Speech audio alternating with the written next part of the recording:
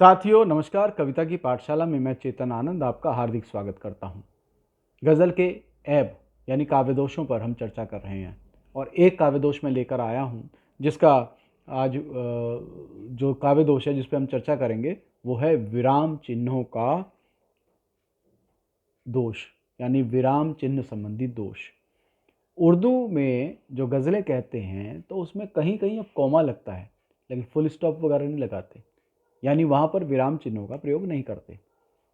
ठीक है, लेकिन कुछ कुछ अब करने लगे हैं क्योंकि जब हिंदी में गज़लें कहने लगे या अन्य भाषाओं में तो वहाँ पर कॉमा और ये व्याकरण का हम ध्यान रखते हैं, विराम चिन्हों का। हाइफन भी हम लगा देते हैं हिंदी में, लेकिन उर्दू में हाइफन नहीं चलता। ठीक है ना। गंगा डैश यानी हाइफन जल, तो क्या हुआ गंगा का जल, लेकिन उर्दू में नहीं चलेगा, वहाँ गंगा का जल बोला जाएगा। ठीक है, या जले गंगा इस तरह से ही बोल देते हैं, तो गंगा का जल।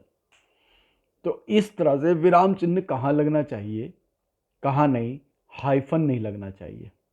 मेरे गुरुदेव डॉक्टर कुंवर बेचैन जी का एक उदाहरण है, उनकी पुस्तक गज़ल का व्याकरण में उन्होंने कहा है कि नयन नीर बहता है, नयन हाइफन नीर बहता है और हृदय पीर कहता है, हृदय हाइफन पीर कहता है। अब नयन हाइफन पीर कहता है, ठीक है, नयन नीर बहता है, नयन हाइफन नीर, नयन का नीर बहता है और हृदय पीर कहता है, तो हृदय हाइफन पीर, तो हृदय की पीर कहता है। कहने का अर्थ ये है, शायर ये बात कहना चाहता है, लेकिन जब हम हिंदी के हिसाब से लिखते हैं ना, नयन नीर बहता है हृदय पीर कहता है, तो ये गलत इस्तेमाल है।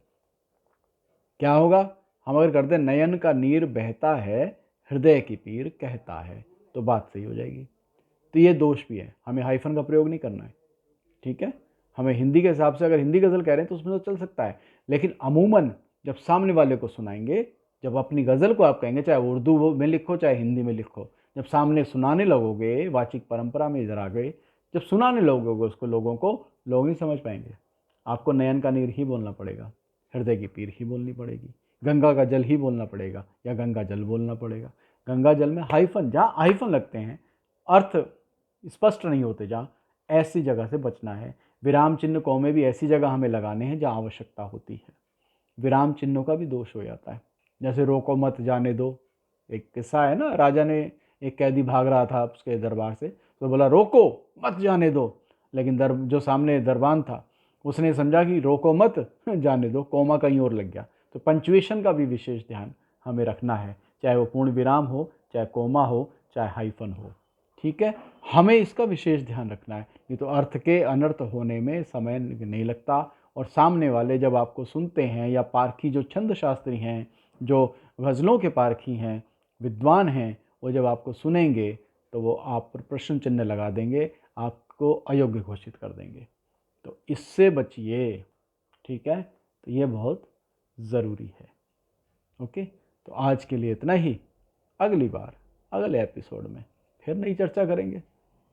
कविता की पाठशाला चलती रहेगी, आपका आगमन होता रहे, हम नित्य नई बातें सीखेंगे और एक दूसरे को सिखाएंगे। शर्त यही है, मेरा जो संकल्प है, संकल्प यही है कि एक व्यक्ति सीखेगा तो दो को सिखाएगा।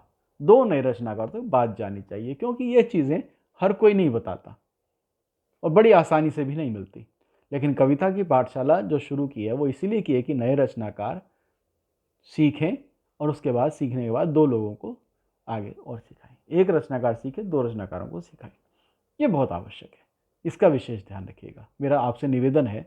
तो ये जो मेहनत हम कर रहे हैं, इस मेहनत को ज़ाया ना होने दीजिए, वो आगे तक जाए। ज्ञान बढ़ना चाहिए, ज्ञान बंटना चाहिए, क्योंकि ज्ञान बांटने से दुगना होता है, धन बांटने से घटता है, लेकिन ज्ञान बांटने से बढ़ता है।